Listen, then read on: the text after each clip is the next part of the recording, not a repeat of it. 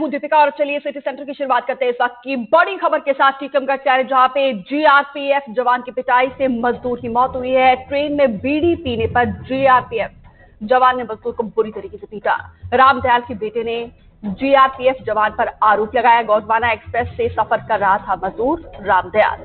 टीकमगढ़ में जीआरपीएफ जवान की पिटाई से एक मजदूर की मौत का मामला सामने आया। जानकारी के मुताबिक मजदूर 21 अप्रैल को गोंडवाना एक्सप्रेस के जनरल डिब्बे में बेटे के साथ बैठकर सफर कर रहा था। इस दौरान वो ट्रेन के गेट पर खड़ा होकर बीड़ी पीने लगा और इस दौरान साथ ही लगे स्लीपर कोच पर मौजूद जवान ने उसे पीटना शुरू कर दिया, जिससे रामदयाल की हालत बिगड़ने लगी और उसने दम तोड़ दिया। मृतक के बेटे के मुताबिक उसने स्टेशन पर जीआरपीएफ स्टेशन में शिकायत करने की कोशिश की, लेकिन उसकी कहीं पर कोई सुनवाई नहीं हुई। मथुरा पुलिस ने भी कोई सहयोग नहीं किया। पोस्टमार्टम के बाद मैं अपने पिता का शव लेकर गांव रामनगर आ रहा था, जहां पे पिता का अंतिम संस्कार किया गया।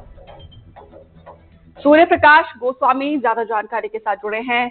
सूर्य प्रकाश, कब का पूरा मामला है और क्या कार्रवाई अब इस पूरे मामले में की जा रही, क्योंकि जो मृतक का बेटा है उसका कहना है कि उसने जगह जगह पर शिकायत की कोशिश की, लेकिन कहीं पर कोई सुनवाई नहीं हुई।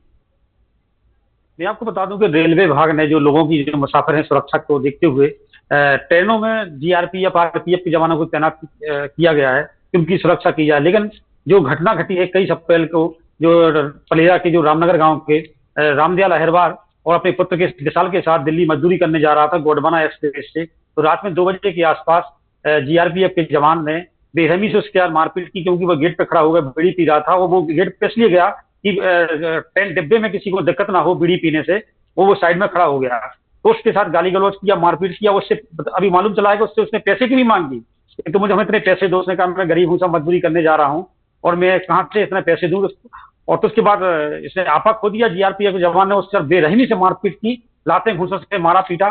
जैसे उसके पुत्र को विशाल को पता चला तो वो दौड़ा वहां से लेकर आया और उसने मदद की, गुहार भी की। डिब्बे में काफी लोगों ने देखा और जो उसका वीडियो भी डाला है, वीडियो में भी देख रहा है किस तरह से उसका सीना मर रहा है, चिल्ला रहा है कि जीआरपीएफ के जवान ने मेरे पिता को बेरहमी से मारपीट की। मगर लेकिन शिकायत करने के बाद भी रेलवे पुलिस के द्वारा कोई कार्रवाई नहीं की गई। जब वह मथुरा रेलवे स्टेशन पहुंचा तो मथुरा रेलवे स्टेशन पर उसने अपने पिता का शव ट्रेन से नीचे उतारा और वहां पर भी जीआरपी थाने पहुंचे तो वहां पर जीआरपी पुलिस ने इसको धमकाया और कई प्रलोभन दिए कि तुम वो नहीं करो, इसका नाम नहीं लो। तो कहीं ना कहीं देखा जाए बहुत ही बड़ी दुर्भाग्य की बात है कि जहां देश में रेलवे में सफर करने वाले मुसाफिरों के लिए सुरक्षा की दृष्टि से जीआरपी आरपीएफ पुलिस तैनात की गई है, लेकिन आज जो सुरक्षा की दृष्टि से पुलिस शैतान का काम कर रही है, बड़ी दुर्भाग्य की बात है। और जब उसकी वहां पर सुनाई नहीं हुई तो रोते बिलखते हुए वो अपने पिता का शव को यहाँ लाया। उसने कल अंतिम संस्कार किया। आज ही वो ललितपुर जाकर जीआरपी के चक्कर लगा रहा है, थाने रेलवे स्टेशन जीआरपी के थाने चक्कर लगा थक चुका है, लेकिन अभी तो उसकी कोई सुनवाई नहीं हुई। क्या अभी तक कोई सुनवाई नहीं हुई है? क्योंकि यहाँ पे देखिए रक्षक ही कैसे भक्षक बना है और ये अपने आप में बहुत बड़ा धब्बा है रेलवे पर। बहुत बड़ा धब्बा है, आपने सही कहा कि जो रक्षक के भक्षक बन गए हैं। मैंने आपसे पहले भी कहा कि जो रेलवे में हजारों लाखों लोग सफर करते हैं, उनकी दृष्टि से भारत सरकार के द्वारा, रेल मंत्रालय के द्वारा पुलिस की तैनाती की गई थी कि उनके सामान की चोरी ना हो, उनको साथ कोई वारदात ना हो। लेकिन यहाँ वो उल्टा हो रहा है।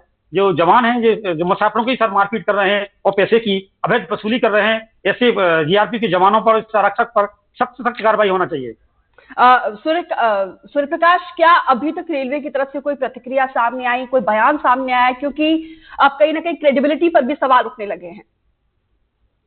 बिल्कुल, आपने सही कहा कि इस पर सवाल उठ रहे हैं। यहाँ पर रेलवे वालों से हम लोगों ने ललितपुर भी संपर्क किया, मगर इस पर कोई सकारात्मक जवाब नहीं दिया और ना ही जो रेलवे की जीआरपीएफ के जो अधिकारी हैं वो फोन उठा रहे हैं।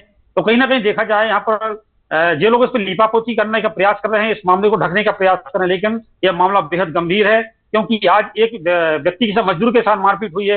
ना जाने कितने लोगों के साथ ट्रेन में सफर करते समय ऐसी बातें होती होंगी। वो बेचारे जो लंबा सफर होता है वो किसी के कहते नहीं, निकल जाते हैं। लेकिन बड़ी दुर्भाग्य की बात है इसमें। मैं तो ये कहूंगा भारत सरकार को इसमें तुरंत एक्शन लेना चाहिए। सूर्य प्रकाश, क्योंकि अभी तक कितनी जगह इस मृतक के बेटे ने, क्योंकि देखिए इसने अपने पिता को खोया है, परिवार के ऊपर एक मुखिया का साया छिन चुका है, इसने जगह जगह शिकायत की गई। कितनी जगह अभी तक शिकायत की गई और अभी तक आखिर कार्रवाई क्यों नहीं की जा रही, केस रजिस्टर क्यों नहीं किया जा रहा है? वही तो समझ से परे है कि वो कहाँ से, जैसी उसके साथ घटना हुई तो सबसे पहले वहाँ जो रेलवे में उस डिब्बे में और भी तैनात थे जीआरपी के जवान, उनसे भी उसने मदद की। उसने बताया कि आपके साथी ने इस तरह की घटना को अंजाम दिया, तो उन लोगों ने उसको दबाया, नहीं नहीं बोले, नहीं वो एक चांटा मारा है, उसको दबाने का प्रयास किया। और इसके बाद जब वो जैसे मथुरा रेलवे स्टेशन पर जो विशाल है अपने मतलब पिता की बॉडी लेकर नीचे उसके सबको उतारा, तो वहां भी जो जीआरपी का थाना है वहां भी कोई सहयोग नहीं किया गया। जीआरपी थाना प्रभारी ने भी सहयोग नहीं किया, उल्टा इसको धमकाने का प्रयास किया गया कि इसका सब नाम मत लो, बोला नहीं तो वह बीड़ी पीने से इसकी मौत हुई है। तो कहीं ना कहीं देखा जाए इतना बड़ा अपराध होने के बाद भी रेलवे सुरक्षा में जो पुलिस है इसके द्वारा धमकाया जा रहा है। मैंने अपनी एक बात और आपसे पहले कही थी, यह मामला तो एक उजागर हुआ है, ट्रेन में सफर करने वाले हजारों लोगों के साथ कितने वारदातें नहीं होती होंगी और लोग उनका खुलासा नहीं होता है। तो कहीं नहीं देखा जाए इसको रेलवे पुलिस को, जीआरपी को सख्त से सख्त एक्शन लेना चाहिए। और जिस जवान कम से कम अभी खबर दिखाए जाने के बाद से उम्मीद करते हैं कि कोई एक्शन लिया जाए, क्योंकि यहाँ पे सवाल अब क्रेडिबिलिटी का भी निकल कर सामने आया, क्योंकि हर दिन यहाँ पे सैकड़ों लोग, हजारों लोग इस ट्रेन में ट्रैवल करते हैं। फिलहाल विस्तार से जानकारी देने के लिए आपका बहुत बहुत शुक्रिया। एक और